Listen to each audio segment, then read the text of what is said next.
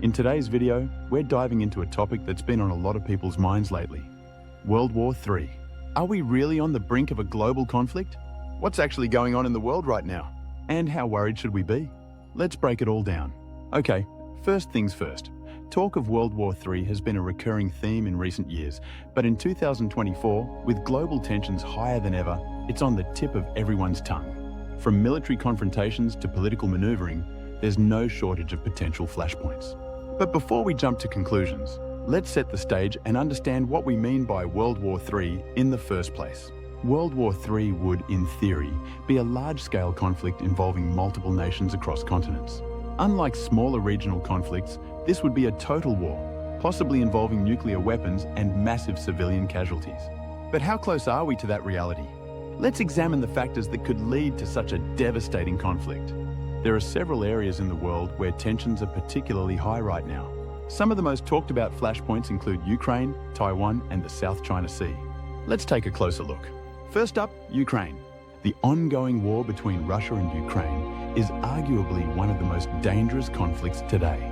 Since Russia's invasion in 2022, the war has escalated, and it's drawn in NATO countries indirectly through arms supplies and intelligence support. While the West, led by the US and European powers, has been cautious not to engage directly with Russia, the risk of a wider war, even a nuclear one, is a constant concern. Many experts believe that the outcome of this conflict will shape Europe's security landscape for decades. If Russia were to succeed or escalate further, it could trigger a larger NATO response, which could bring the alliance into direct conflict with Russia. And let's not forget that both sides have nuclear capabilities, which adds a layer of unpredictability. Next up, Taiwan. This is another region that has the potential to spark a global conflict. China views Taiwan as part of its territory, while Taiwan considers itself an independent country.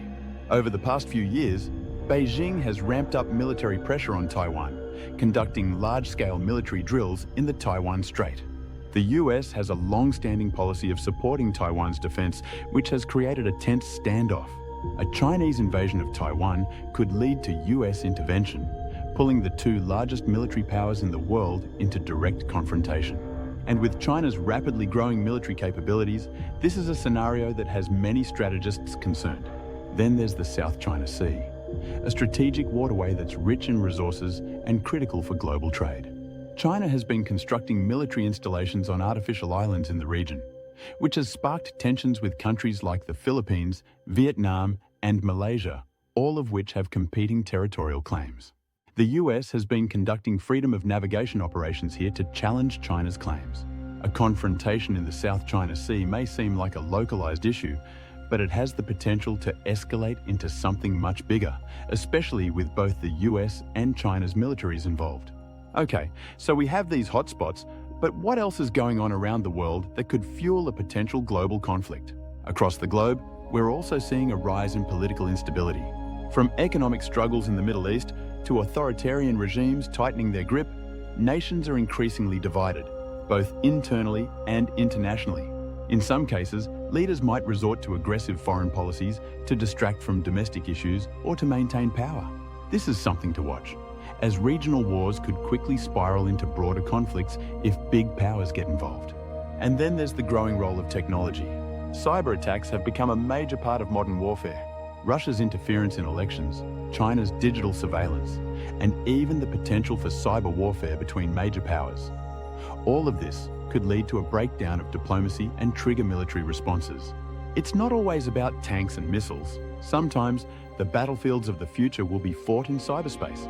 But we can't ignore the indirect factors that contribute to global instability.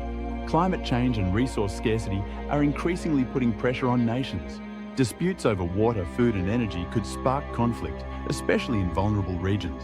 Imagine a situation where a drought hits a key agricultural area, or where energy resources dry up. These kinds of stresses could push nations toward conflict if diplomatic solutions fail. So, with all these flashpoints, do we think World War III is inevitable? The truth is, it's hard to say. Many experts agree that the world is more interconnected than ever before. And global economic systems, trade relationships, and diplomacy make large-scale wars less likely.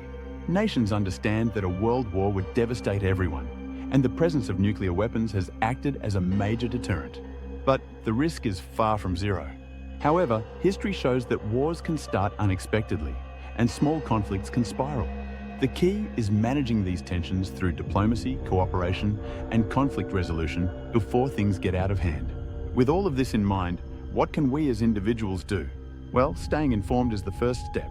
Understanding the complex factors behind these conflicts, supporting diplomatic efforts, and engaging in peaceful dialogue are all important. And let's not forget that global peace isn't just about avoiding war, but also tackling issues like poverty, inequality, and environmental degradation. So, is World War III coming soon? The reality is, no one knows for sure. The geopolitical situation is always shifting. And while there are many factors that could lead to conflict, there are just as many factors that promote peace. It's up to all of us to stay informed, advocate for diplomacy, and hope for the best. If you found this video insightful, make sure to give it a thumbs up, subscribe, and hit the bell for more updates to get smarter every day. What do you think? Are we on the brink of World War III, or are these fears overblown? Drop your thoughts in the comments below. I'd love to hear from you.